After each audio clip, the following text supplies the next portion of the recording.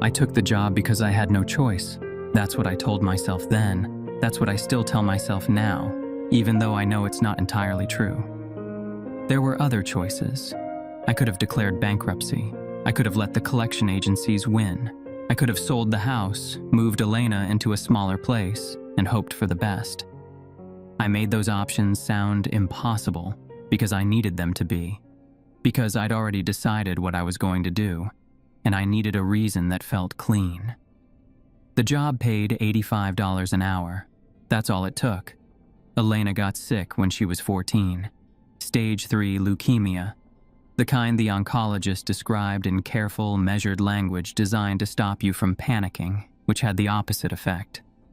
My mother had been dead 2 years by then. A stroke that came while she was in the garden, and it was just the two of us in the house she'd left us. I was 26, working part-time at a pharmacy and paying down what was left of my student loans from the medical training I'd done after the Army. Elena was in 10th grade and had just made the junior varsity volleyball team, which she talked about constantly for about 3 weeks before the first nosebleed happened. The experimental treatment wasn't covered by insurance. I remember the financial counselor at the oncology center explaining that to me in a small beige office with a fake fern in the corner, and I remember nodding like I understood, and I remember walking back into the hallway and standing there for 2 minutes before my legs started working again. I co-signed the loans, all of them, $147,000 spread across 3 separate credit accounts and a medical financing program that charged interest at a rate I hadn't fully read when I signed. Elena went into remission 14 months later. That was the good news. For a long time, it was the only good news. The morning I found the listing, I was at the kitchen table at 2 a.m, laptop open, coffee gone cold. I couldn't sleep. I hadn't been sleeping well for months. Not since the collection agencies started calling daily. Not since I'd checked my credit score and seen 512 staring back at me. I'd maxed out 3 cards keeping the follow-up appointments paid. The pharmacy job covered groceries and utilities, barely. The mortgage was 2 months behind. I was scrolling through job listings with no real expectation when I saw it. Night Operations Associate, remote location, high hazard pay, $85 per hour, no experience required. Must pass psychological screening. Apply in person at 287 County Road 43, Pinon Flat, New Mexico. No phone number, no email, no company name. The hazard pay line should have given me pause. The psychological screening line should have given me more. What I noticed was $85 an hour, and what I felt was something dangerously close to relief. 2 days before I drove to Pinon Flat, I took Elena to her follow-up appointment. She was doing well. Her counts were good. The oncologist used encouraging words that Elena met with the flat skepticism she'd developed after 2 years of being sick. She was 16 now. She'd earned the skepticism. We sat in the waiting room afterward, waiting on a prescription.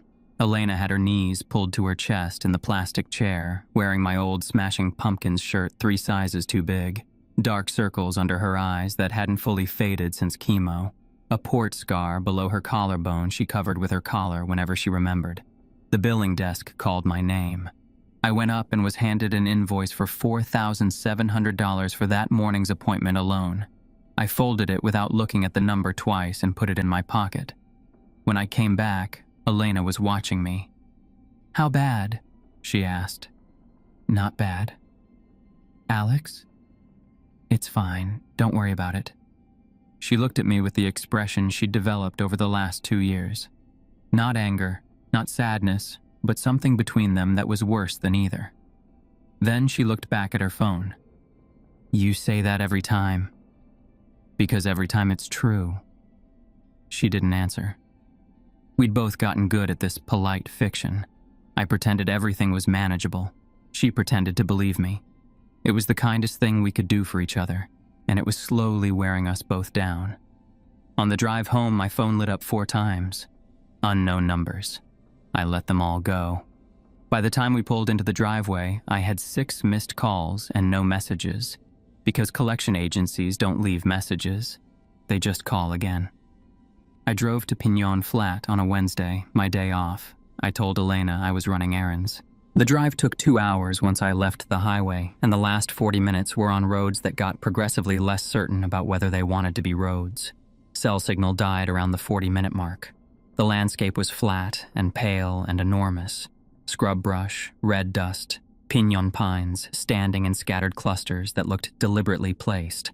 The sky was the particular blue that only exists in New Mexico, depthless and slightly threatening. I almost turned back twice. Once when the road narrowed to a single lane with nothing visible ahead. Once when I passed a mile marker reading 43 and felt a small, involuntary drop in my chest that I couldn't explain. I kept driving. The gas station appeared around a long curve looking exactly like something that had been forgotten. The sign read "The Last Stop" in letters that had once been illuminated and mostly weren't anymore.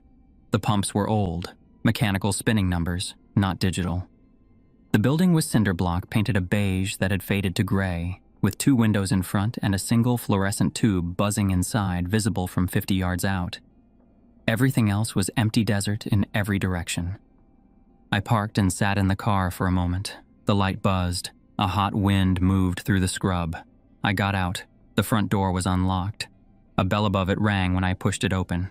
One clear note, too loud for the space. The store was what the exterior had promised. Shelving with snacks and canned goods. A refrigerator case with drinks behind foggy glass. A register at the front counter. Clean linoleum. Old. The place smelled like dust and something faintly chemical, like a hardware store, but quieter. Behind the counter was a man I hadn't seen when I entered. Mid-50s, short-sleeve button-down shirt, thin tie, glasses with a smudge on the left lens. He looked like an accountant who'd spent a long career in a job that required careful attention to small details, and the look of that work had settled permanently into his face. He watched me with no particular warmth and no particular hostility. Just attention. "Alex Vasquez," he said. Not a question. "Yeah, how did you—" "The listing specifies an applicant window. You're in it." He gestured toward a door behind him. "Back office." The back office was small and lit by a single lamp and filled with monitors. 8 screens in 2 rows, each showing a different camera feed. The aisles, the register area, the parking lot, a stockroom, a hallway I hadn't seen, and one feed showing a heavy steel door with multiple deadbolts. The man sat behind a desk and folded his hands. "I'm Control," he said. "That's the only name you'll need." "What is it you actually do here?" "Manage the property, handle logistics, monitor compliance." He picked up a pen without writing anything. "The interview is short. I ask questions. You answer honestly. I'll know if you don't." I said that was fine. "Do you follow instructions without question?" I thought about the Army, about the particular discipline of doing exactly what you're told when questioning wasn't an option. When the instructions make sense, yes. They won't always. Do you follow them anyway? If the alternative is worse, yeah. He wrote something down. Have you ever heard voices that weren't there? No. Have you ever experienced a period of time you couldn't account for? Minutes, hours, anything? No. Do you have living family members you would die for? The question landed differently than the others. I thought about Elena in the waiting room, knees to her chest, watching me come back from the billing desk. Yes. He wrote something else. Then he opened a desk drawer and set a black 3-ring binder on the desk between us. It was thick enough to carry with both hands. "Operations manual," he said. 8 rules. You read them, memorize them, follow them without exception. Every shift, every night, no deviation. What are they for? Safety. Whose safety? Something shifted behind his eyes. Not emotion, just recalibration. Like he'd run through possible answers and selected the one most likely to keep me in the chair. Yours, primarily. The properties, secondarily. Everyone else's, by implication. I picked up the binder, heavier than it looked. The pay is $85 per hour, he said.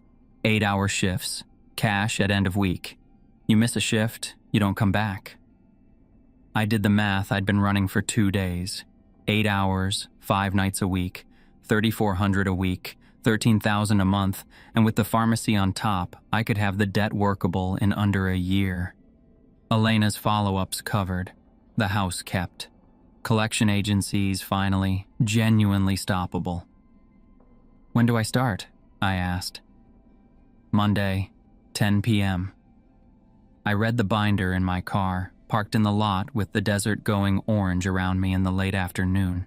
Front to back, then back to the beginning. The first pass, I thought it was performance, an elaborate workplace document designed by someone with a very specific sense of humor, or a psychological test built into the screening.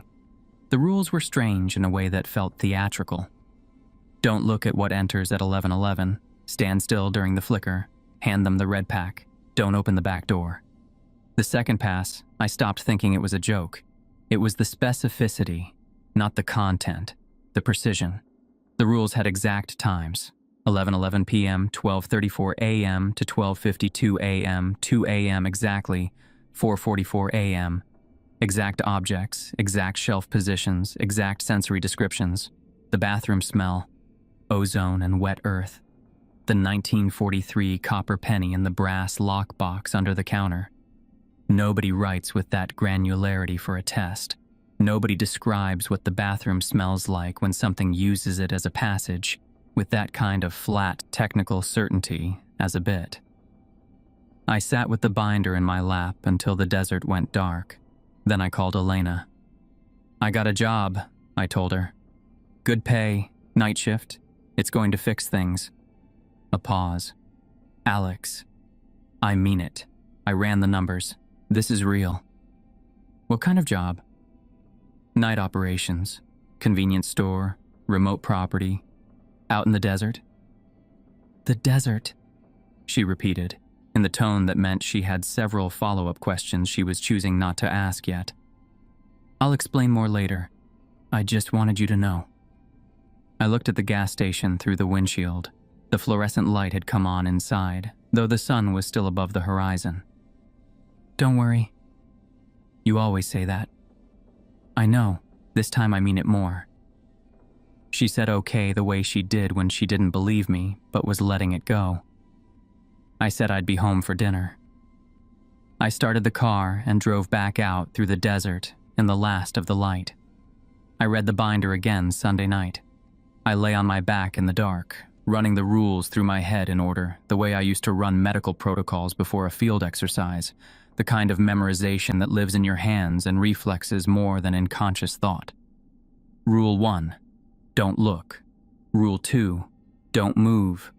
Rule 3, red pack, third from left, bottom shelf. Rule 4, the penny in the box.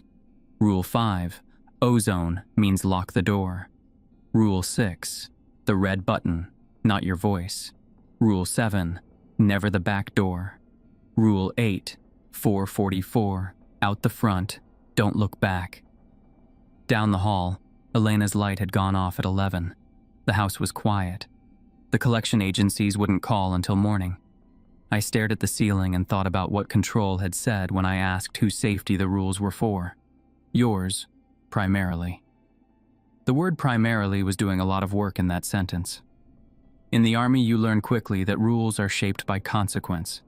That every specific instruction exists because someone once did it the other way and paid for it, and the rule is what remains of that lesson. The more specific the rule, the higher the cost that produced it. I thought about what kind of cost would produce a rule like, don't look at what enters, because eye contact is consent. Then I stopped thinking about it. I'd already decided. The math was real, the debt was real, Elena was real. The rest I'd figure out when I got there.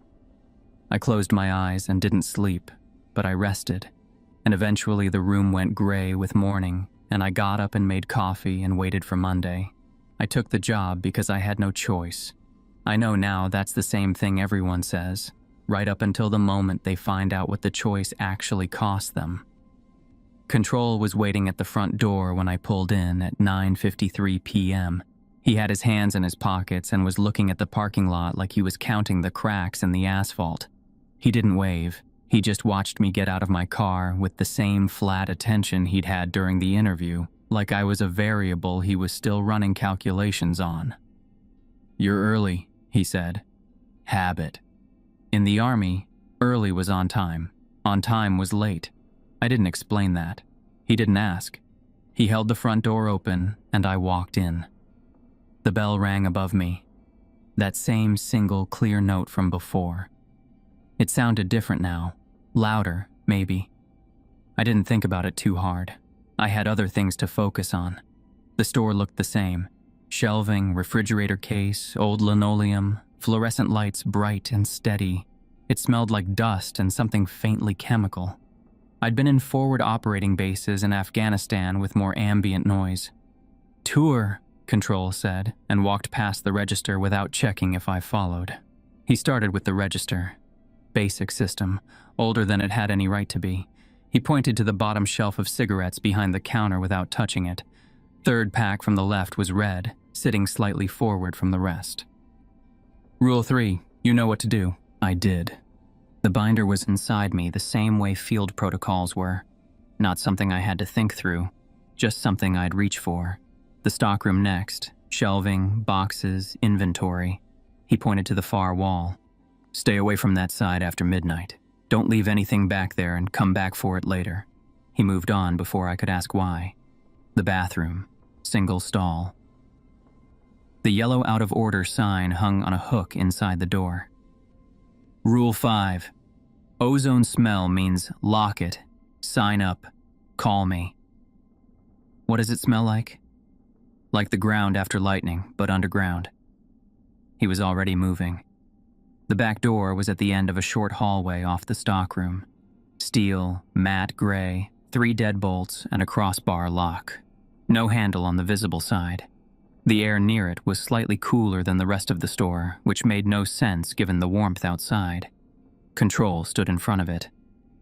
"This door stays locked. All bolts, the crossbar. Always." The binder summarizes, "I'm telling you directly. This door does not open. Not for any sound. Not for any voice. Not for any reason you'll be able to think of at 2 in the morning. Whatever logic the situation presents to you, however reasonable it sounds, the answer is no.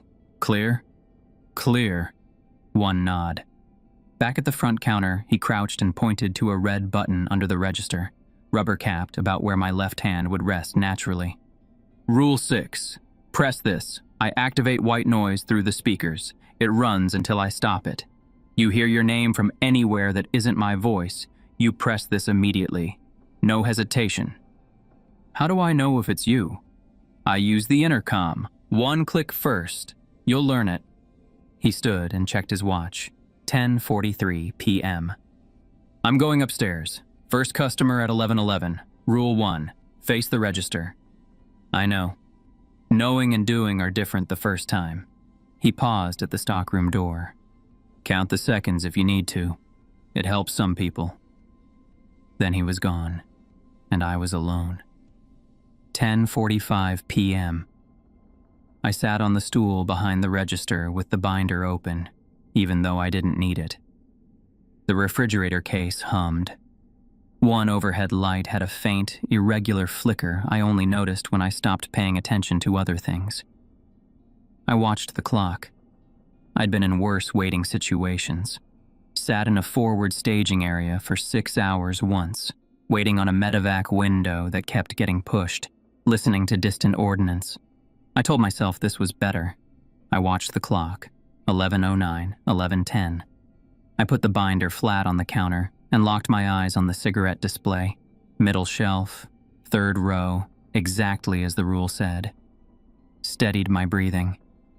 11:11. The bell rang. I knew what it sounded like, but hearing it now, alone, at exactly that time, the sound stayed in the air half a second longer than it should have. Then I felt the door open more than heard it. A change in pressure, a slight drop in temperature, like something cold had entered from somewhere much colder. No footsteps. Just that change, and the sense of something occupying space behind me. I stared at the cigarette display and did not turn around. It is checking that you follow the rules. Eye contact is consent. I breathed slowly, measured. My neck ached. Every instinct said turn around. I'm a medic. I'm trained to respond. Not responding is not in my nature. But the rules exist because someone paid for them, and the cost was high enough that they wrote it down. I stared at the cigarettes and counted 20, 30. The air behind me felt present in a way I couldn't name. Not heavy, just dense, like standing close to something large and very still. 43. At 47 seconds, the bell rang again. The pressure released. The temperature came back up. I kept staring at the cigarettes for another 10 seconds. Then I glanced up at the convex security mirror in the corner of the ceiling. The store was empty. I exhaled. My hands were on the counter, and they were not shaking, which surprised me. I opened the binder and wrote in the margin beside Rule 1. The first night, I heard it come in. No footsteps, just the bell. I stared at the cigarette display until my eyes watered. It stood behind me for 47 seconds. I counted. When I finally looked up at 11:12, nothing was there. But the air felt thinner. 34 a.m. The lights in aisle 3 flickered. Not a power surge, a deliberate rhythmic modulation on and off in a pattern that felt like something nearby was causing it rather than something failing. I kept my eyes on the register and stayed still. Something walks that aisle. It is blind but feels vibration. I slowed my breathing, thought about whether a heartbeat counted as vibration, decided it probably did, and there was nothing I could do about that, except keep everything else as still as possible. In my peripheral vision, at the far left edge of what I could see without turning, something moved in aisle 3, too tall. The top of the shape was above the shelving units, which were 6 feet high. It moved in a way that was difficult to describe later. Not jerky, not smooth. Like a few frames had been cut out of the footage and the motion didn't fully connect from one position to the next. It paused at what I thought was the canned goods section. The light steadied briefly while it was still. Then it continued moving, slow and wrong, toward the far end of the aisle. I did not move, did not breathe any louder than I could help. I stared at the register display and thought about nothing except keeping my feet flat on the floor. At 12:52, the light steadied and stayed steady. The shape was gone. I looked down at my hands and found I'd been pressing my knuckles into the counter hard enough to leave white marks. I wrote beside Rule 2. The first time, I didn't believe it. I peeked. I saw a shape, tall, too tall, moving down the aisle. It paused at the canned goods. Its head rotated toward me. I looked away instantly. I don't think it saw me. I think it felt me. I follow this rule religiously now. 1:15 a.m. A man came in. He looked like a man. Jeans, work shirt, steel-toed boots with dry mud on the soles. Late 30s, tired around the eyes. He walked to the counter and stopped. "I need something from the back," he said. His voice was flat. Not emotionless, more like the emotion had been removed afterward. A copy of a voice, rather than the original. I noted it and reached for the bottom shelf. Third from the left. Red pack. I set it on the counter without speaking. I looked at a point just left of his chin. He picked it up without looking at it and set down a small stack of coins. Then he turned and left. The bell rang. I looked at the coins. Old. Not collector old, but wrong old. Edges worn completely soft. Faces rubbed to near blankness. I didn't recognize the denomination. I put them in the register and did not look at them again. I wrote beside Rule 3. I asked Control what's in the red packs. He said, dried organic material. I asked what kind. He said, the kind that doesn't ask questions. I haven't asked again. 2 a.m. exactly.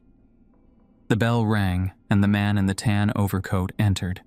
He moved slowly, each step deliberate, like walking required conscious thought. He went directly to the refrigerator case and took out 1 can of cheap beer. He came to the counter and set it down. I rang it without speaking. He placed a coin on the counter. I picked it up. Copper, worn smooth, slightly warm, 1943 on the face. I put it in the brass lockbox under the counter and heard it land with a small, flat sound. He took the beer and walked out. His footsteps were real. I could hear them, but the pace was of someone who had stopped being in a hurry a very long time ago. The door closed. The bell rang. I stood there and thought about what the rule said. He was human once. If he ever stops coming, run. He had chosen this. Whatever he was now, he had walked into it voluntarily. I tried to imagine what the offer looked like from his side, what it cost to say yes. I couldn't quite get there. I wrote beside Rule 4. I've tried to make eye contact, just to see if he's real. He never looks back. His eyes are focused on something 1,000 yards away, or 1,000 years. I don't know which scares me more. 3 a.m. I was restocking the chip display at the end of aisle 2. Control had left a note with small tasks to fill the quiet stretch, when I heard it.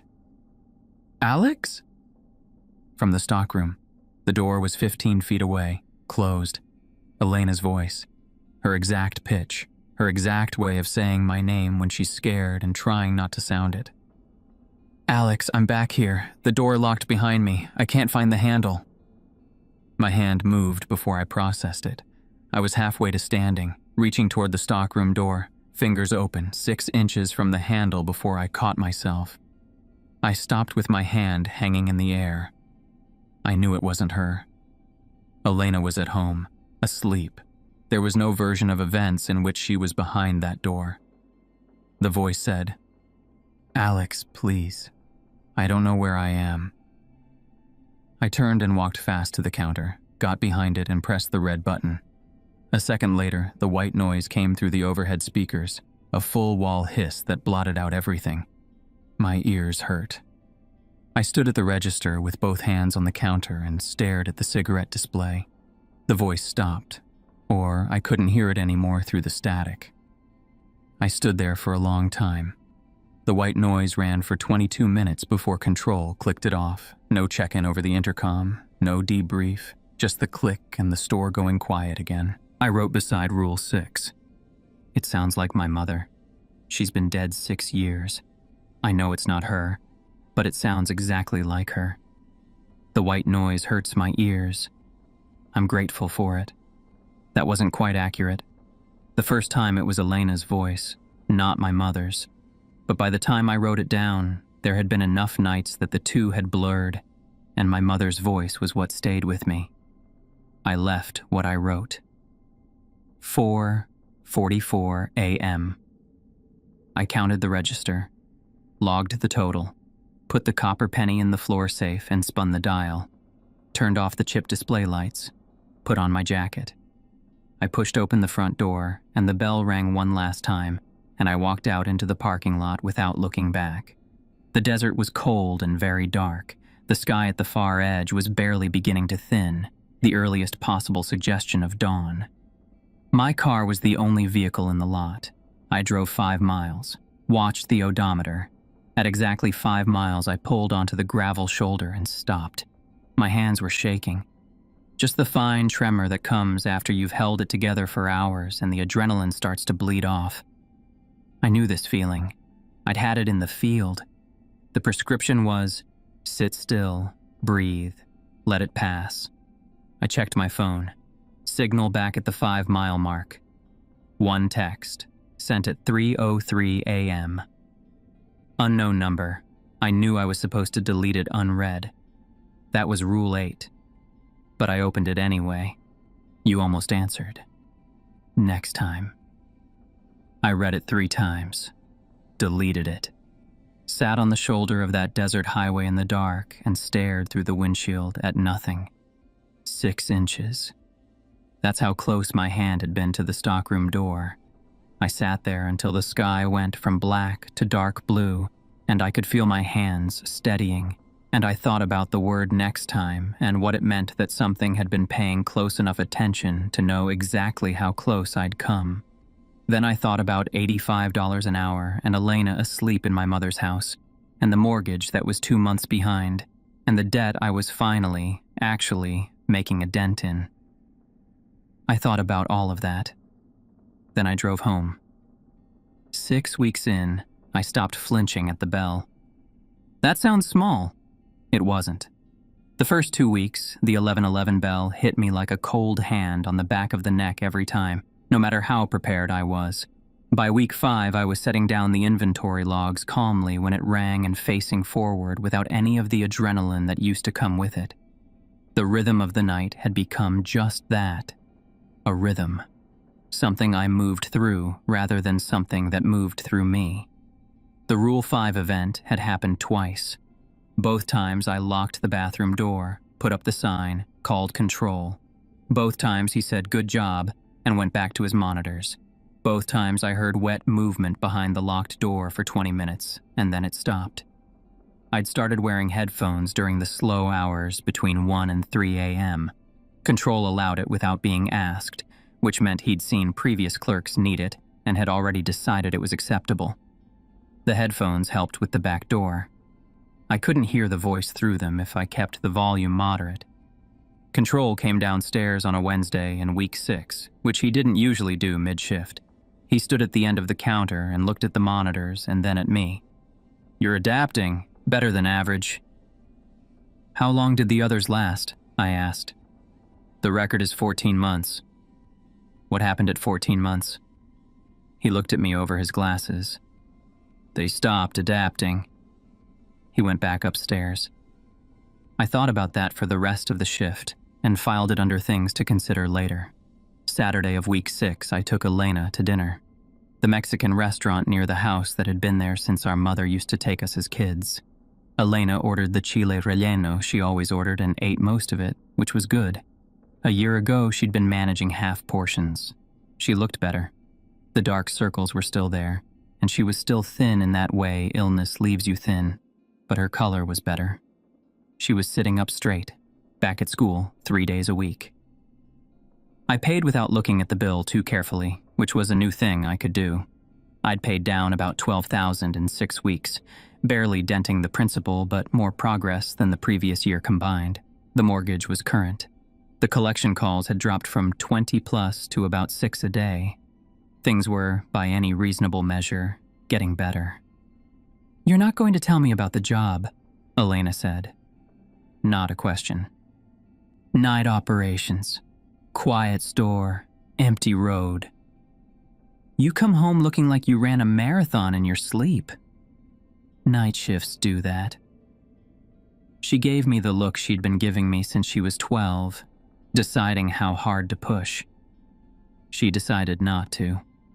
We talked about something normal for the rest of dinner. On the drive home, she went quiet. When I pulled up to the house, she didn't get out immediately. "I Googled the address," she said. "The one on your pay stubs. It's a gas station in the middle of nowhere. The satellite image looks like it hasn't been updated in 20 years. She looked at the window. "What are you doing out there, Alex?" "My job." That's not an answer. "It's the one I have. The money is real. The bills are getting paid. You're eating your whole dinner. That's what matters." She got out without answering. 3 days later, Tuesday, she called at 9 p.m. I was getting ready for my shift, pulling on my jacket, running through the rules the way I did every night before driving out. "I talked to Aunt Rosa today."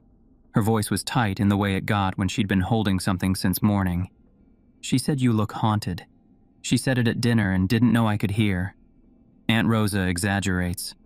She said the last time she saw you, you flinched when the waiter dropped a fork. She said you looked like you were watching The Room the whole time." I hadn't realized I'd been doing that. "I'm tired. Night shifts. This is because of me." Her voice broke slightly on the last word, and then she steadied it. "I know it is. Don't tell me it isn't. Elena, I hate this. I hate that you're doing this for me. I'm doing it for us, for the house, for..." Stop. A pause. Just stop with the reasons. I know the reasons. I hate them. I didn't have anything useful to say. Get some sleep. I'll call you tomorrow. Alex, I'll call you tomorrow. She hung up. I called back twice. No answer. I sat on the edge of my bed for 5 minutes with my phone in my hand, then I put it in my jacket pocket and drove to work. I told myself she'd calm down by morning. I told myself a lot of things on that drive that I should have listened to less. 11:58 p.m. I was at the register on what should have been a standard night. The atmosphere was already shifting the way it did in the minutes before midnight. Air getting denser, the fluorescent lights taking on a slightly different quality, the store settling into its witching hour silence. I had my headphones around my neck, not yet on. I was thinking about Elena. That was my first mistake. When you're thinking about something else, you're not thinking about the room. Headlights came through the front windows. I looked up, reflex, and saw a car pulling into the lot. Old sedan, one headlight dimmer than the other. It parked crooked, the way you park when you're not paying attention to parking. Elena got out. She was wearing my old Nirvana shirt, which meant she'd left in a hurry. Her hair was down. She'd been crying. I could tell from distance because I knew her face well enough to read it through a window at night. She came straight to the front door and banged on the glass with her palm. "Alex, open the door!" I looked at the clock. 11:59. I stood there for 1 second that felt considerably longer. I knew what the rules said. I knew what midnight meant. The bell would ring in 60 seconds, and whatever came through that door would see an unclaimed civilian in the neutral zone, and the treaty had nothing to say about that. I knew all of this. She banged again. "Alex, please, I just need to talk to you. Please." 50 seconds. I unlocked the door and pulled her inside. 12 a.m. The bell rang. I had Elena by the arm and was pulling her toward the counter, toward the register where I stood every night. The bell rang and the door drifted shut and the air went dense the way it always did. And then I felt something different. Heavier. The lights in aisle 3 were already flickering, 12 minutes early. In my peripheral vision, I did not look directly. I saw the shape near the front door. Tall, too tall. But it wasn't moving toward aisle 3 the way it usually did. It was standing near the entrance with its head tilted at the angle I'd seen before, and it was not tilted toward me. It was tilted toward Elena. She'd gone still beside me, grip tightening on my arm. She couldn't see it directly. I don't think she understood what she was seeing, but she felt it. The change in pressure, the density of the air, the quality of attention that wasn't human. "What is that?" she whispered. "Don't speak," I said quietly. "Don't move. Don't look at the left side of the store." "Alex, Elena, do not speak." She stopped, held her breath. The shape tilted its head further. In my peripheral vision, it was studying her the way it had studied me in the early weeks. The same deliberate attention, the same stillness between those wrong, skipped frame movements. It had stopped studying me after the first 2 weeks. I'd become furniture. She was something new, something it hadn't cataloged yet. The intercom clicked once. Control's voice came through flat and low. "You broke the rules. She's not protected. The treaty doesn't cover civilians who enter outside designated hours." I pressed the intercom button. "I know. Move her to the stockroom. Keep her away from the aisles. Keep her quiet." I put my hand on Elena's back and guided her forward. "Eyes on the floor in front of you. Don't look at anything." "Alex, what is—" "Just walk." I moved her into the stockroom and cracked the door. "Stay here. Don't touch the far wall or the left shelving. Don't make noise." She looked at me through the gap with the expression she used when she'd run out of arguments, scared but listening. "Okay," she said. I closed the door and went back to the register. The rest of the shift was the longest of my 6 weeks. The tall one stayed. It didn't walk aisle 3 at 12:34. It positioned itself near the stockroom door instead. in that peripheral, not quite visible space, and it waited. At 12:52, when it usually left, it didn't leave. I handled the 2 customers who came through. One Rule 3 transaction, the man in the tan overcoat at exactly 2 a.m., and the whole time I felt the shape at the edge of my vision, watching the stockroom door with the patience of something that doesn't experience time the way I do. The man in the tan overcoat paused at the counter a beat longer than usual. He picked up his beer, and for just a moment I thought his head turned slightly toward the stockroom, not toward the tall one, toward the door where Elena was. Then he walked out at his usual slow pace, and the bell rang and he was gone. I didn't know what to make of that. I filed it. The intercom clicked at 3:15 a.m. "It's not going to do anything tonight," Control said. "The treaty holds inside the store during business hours. But she's been categorized. There's a notation in the record." "What does that mean?" "It means she exists in their awareness now. She didn't before tonight." A pause. "You should have left her outside." There was nothing useful to say to that. 4:44 a.m. I opened the stockroom door.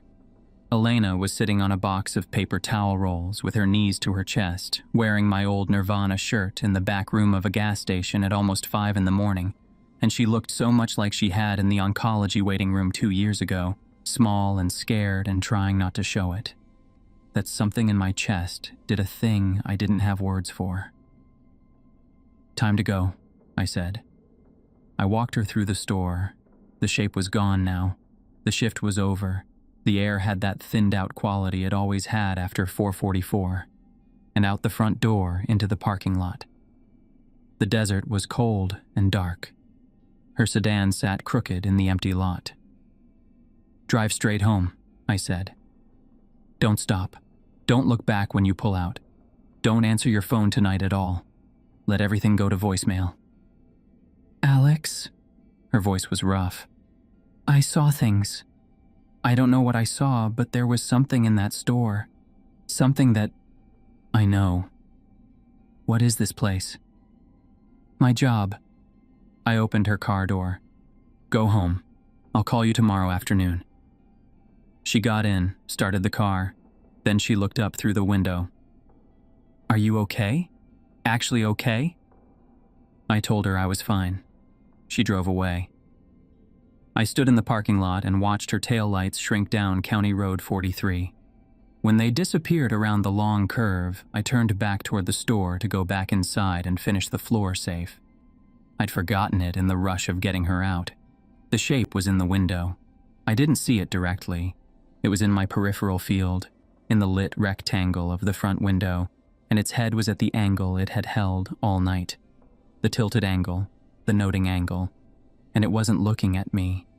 It was looking in the direction Elena's taillights had gone. I stood in the parking lot in the cold and understood that 6 weeks of following every rule, of never flinching, of doing everything exactly right, none of it had protected her.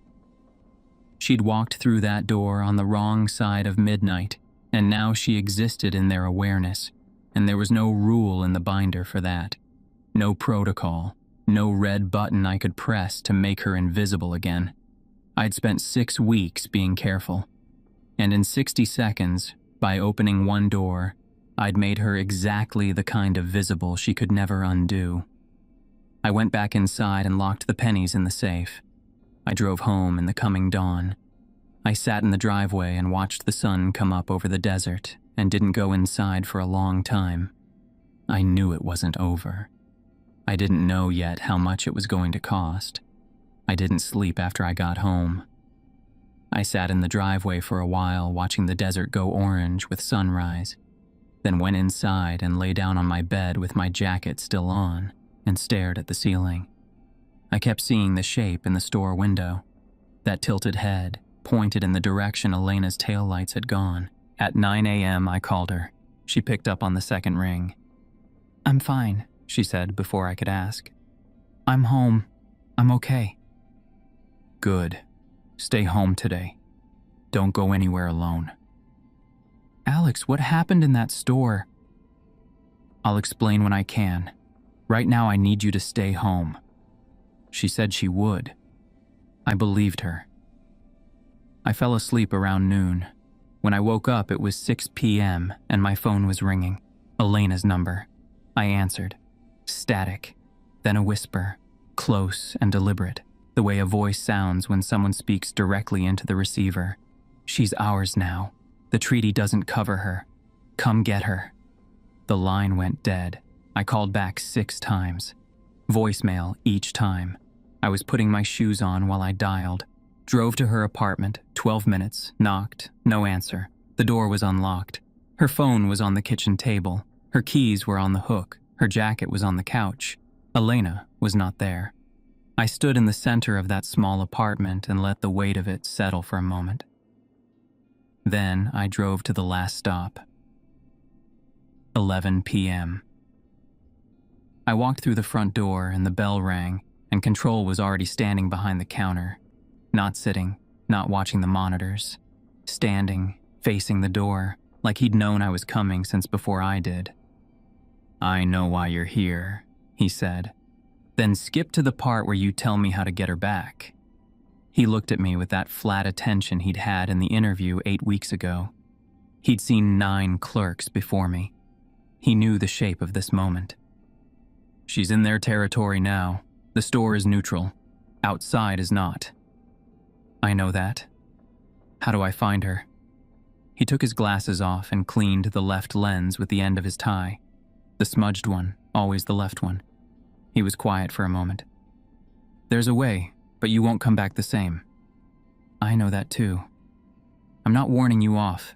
The terms need to be understood before you agree to them." He came out from behind the counter. "Follow me." He led me through the store, through the stockroom, down the short hallway to the back door. I'd walked this hallway every shift for 6 weeks. The steel door with its 3 deadbolts and crossbar had been the fixed point of the whole job. The one rule I'd never questioned because everything in me agreed with it without being told. Tonight, that had changed. "The tall one took her through here before dawn," Control said. "The notation it put in the record at midnight classified her as an acknowledged party. Outside the store, outside business hours, that removes treaty protection under Article 7. He reached for the first deadbolt. "On the other side of this door, you have no status, no BPA coverage, no rules. You're an unprotected civilian in their territory, and they can do whatever they want with you." "What do I do when I find her?" "Take her hand. Walk straight back. Don't run. Running signals pursuit. Don't speak to anything in the hallway. Only enter the door at the far end." He unlocked the second deadbolt, then the third, then the crossbar. He stepped aside. "And if it won't release her?" "I give it something it wants more." He looked at me over his glasses. "Yes." I thought about Elena in the oncology clinic waiting room with her knees pulled to her chest, watching me come back from the billing desk. I thought about the $4,700 invoice and the credit score of 512 and the collection calls starting before 7 a.m. I thought about the man in the tan overcoat and his 1,000-yard eyes. I thought about what 14 months looked like from the inside. I opened the door. The hallway was longer than the building. I knew the store's dimensions. I'd paced them my first week out of habit, the way you map any space you're going to spend time in. The back door should have opened onto 6 feet of concrete and an exterior wall. Instead, it opened onto a corridor that stretched past where the light reached. Walls made of something that wasn't drywall and wasn't stone and wasn't quite either. The air coming out of it was underground cold, the kind that lives below weather. It smelled exactly like Rule 5. Ozone and wet earth. I walked. Things moved in the walls.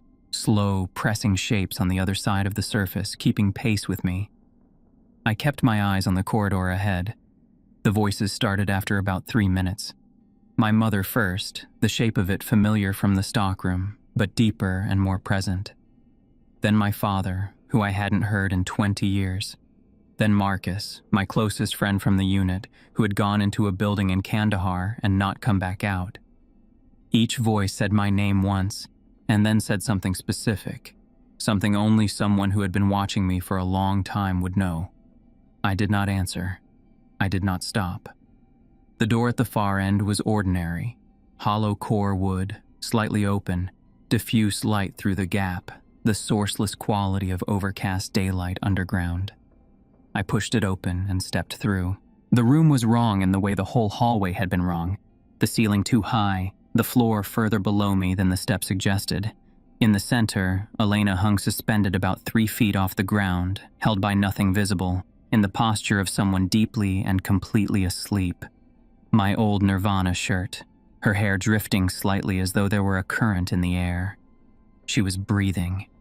The tall one was in the room, to my right, near the far wall. I didn't look at it directly.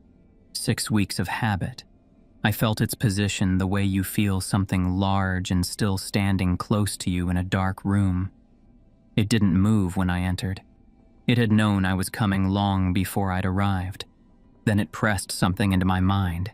Not words, compressed meaning, images, concepts delivered directly, bypassing language entirely.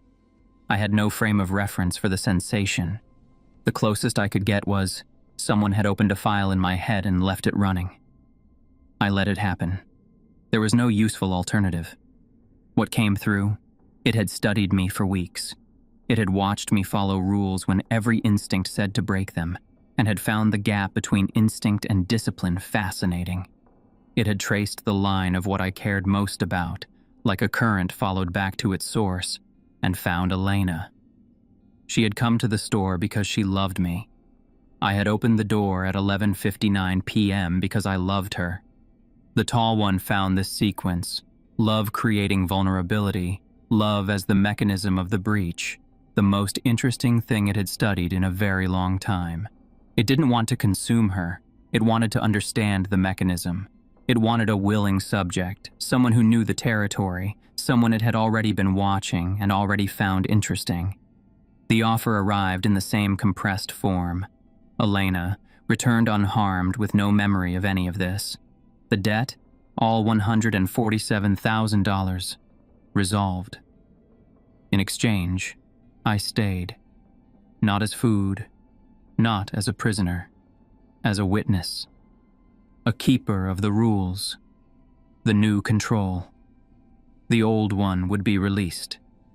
This came through as part of the terms without needing to be stated. He had been here 11 years. There was now a more interesting candidate. The arrangement was, in its structure, completely fair. That was the worst part of it. I looked at Elena. She was breathing slowly. She looked more at peace than she had in 2 years. More than the oncology clinic, more than the dinner 3 days ago where she'd been quietly watching my face. She had no idea where she was. She would wake up in her car with no memory of this. The debt cleared. Her brother's phone going to voicemail. She would be okay. That was the only thing I'd ever actually been working toward. I thought about whether I'd been entirely present in my own life for the past 6 weeks. The counting of seconds, the careful protocol, the steady erosion of the person who'd driven into the desert thinking the rules were someone's idea of a test. The distance between what I was now and what was being offered was smaller than I'd expected. That was the honest answer. I pressed the answer back in the same compressed form. Agreement. Accepted. She goes free. Something in the room shifted. Not sound or light, just the quality of the space. A tension that had been held releasing cleanly. Elena dropped gently to the floor and stayed asleep. The walk back was clear. The voices in the hallway cut off the moment I turned around. Cleanly, like a switch, because the negotiation was complete and mimicry no longer served any purpose. The hallway was exactly the right length going back. I stepped through the back door into the stockroom, and the underground cold stopped. Control was standing in the stockroom, hands in his pockets. He looked at me once and knew. It accepted, I said. I know. He checked his watch. BPA will process the transition by morning. The apartment above the stockroom is yours. He paused. I'll show you the secondary protocols before I go. They're not in the clerk's binder. What happens to you? He was quiet for a moment. Something moved briefly behind his eyes. Not emotion exactly, but the shape of it. The outline left when something has been absent for a long time. I go home, he said, wherever that is. He walked me through the secondary procedures, about 40 minutes. Then he walked through the store and out the front door without stopping or looking back. The bell rang when he left. I watched him on the monitors cross the parking lot, get into a dusty sedan at the far edge, a car I'd never seen there before, and drive away down County Road 43. I stood behind the register in the last stop and listened to the fluorescent lights hum. Elena woke up in her car outside her apartment at dawn with a headache and 8 missed calls from me, all from the previous evening. A bank notification from 4 a.m., $147,000 transferred to her account. Source listed as a number that, when she looked it up, didn't correspond to any financial institution she could find. She called me back. I didn't answer. She drove to the last stop. She came in around 7 a.m., the desert still cool, the sky that particular early morning blue that doesn't last long. The bell rang when she pushed the door open. She stopped just inside and took in the store.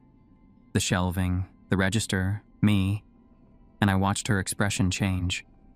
She'd felt things in the store once. She knew what the residue of it looked like on a person.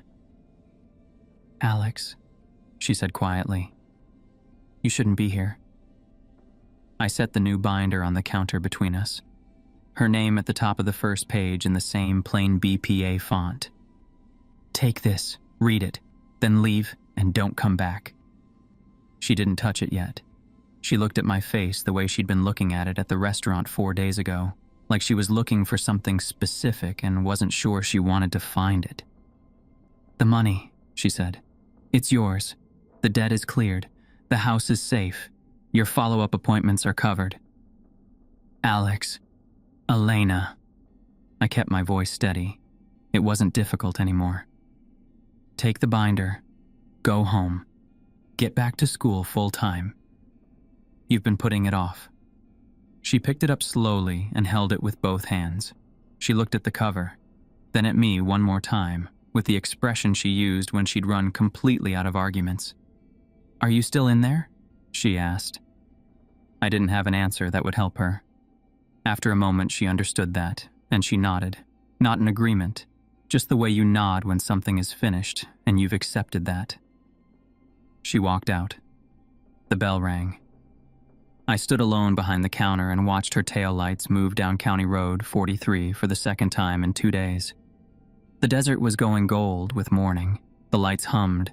In a few hours, I would run through the secondary protocols, and tonight the shift would begin at 10 p.m., and at 11:11 the bell would ring and I would face the register without looking up.